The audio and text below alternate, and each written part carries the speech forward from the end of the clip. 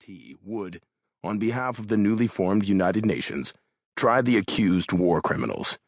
It would consist of 8 judges, 2 named by each of the 4 Allied powers. 1 judge from each country would preside at the trials. The others would sit as alternates.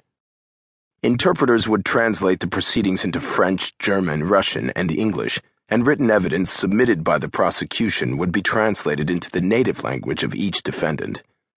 The IMT would not be bound by Anglo-American rules of evidence, and it would accept hearsay and other forms of evidence normally considered unreliable in the United States and Great Britain.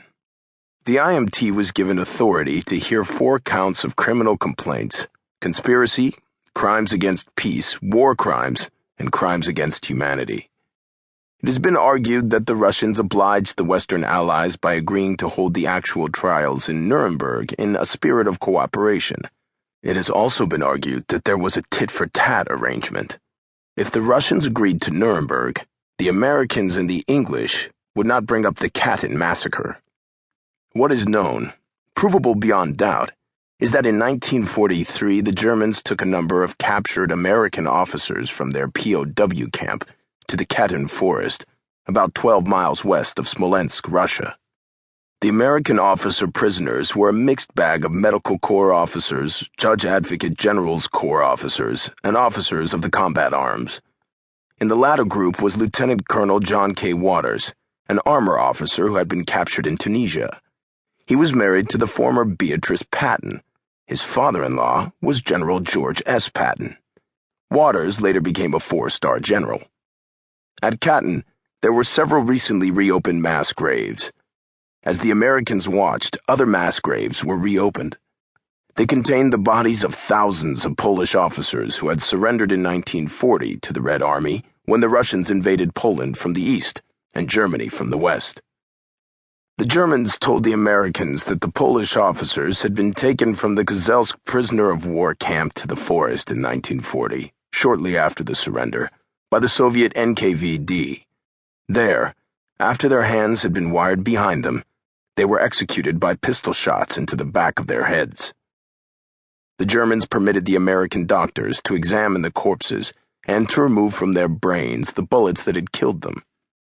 It was the opinion of the American doctors that the bodies had in fact been so murdered and had been decomposing since 1940. The Americans were then returned to their POW camp. The bullets removed from the brains of the murdered Polish officers were distributed among them. It is now known that there was some communication in both directions between the Allies and American prisoners of war in Germany. It is credible to assume that the prisoners who had been taken to Hammelburg managed to tell Eisenhower's headquarters in London what they had seen in the Katyn forest, and possible, if by no means certain, that they managed to get the bullets to London as well. Very late in the war, in March 1945, General Patton gave a very unusual assignment to one of his very best tank officers, Lieutenant Colonel Creighton W. Abrams, who then commanded Combat Command B of the 4th Armored Division. Abrams had broken through the German lines to rescue the surrounded 101st Airborne Division at Bastogne, and was later to become Chief of Staff of the U.S. Army. The U.S. Army's main battle tank today is the Abrams. The official story was that Patton told Abrams he feared the Germans would execute the American POWs being held in Oflag 8B, in Hammelburg, Germany, then 50 miles behind the German lines, when it appeared they would be liberated by the Red Army. Abrams was ordered to mount an immediate mission to get to Hammelburg before the Russians did and to liberate the Americans. In the late evening of March 26, 1945, Task Force Bomb, a company of medium tanks, a platoon of light tanks, and a company of armored infantry under Captain Abraham Baum, set out to do so. The mission was not successful. It was mauled by the Germans. When word of it got out, Patton was severely criticized for staging a dangerous raid to rescue his son-in-law.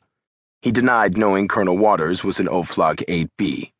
When, shortly afterward, Oflag 8B was liberated by the Red Army, Waters was not there. It later came out that Waters and 101st Airborne Division's 2nd Lieutenant Laurie L. McCullough, an interesting character who learned that he had been awarded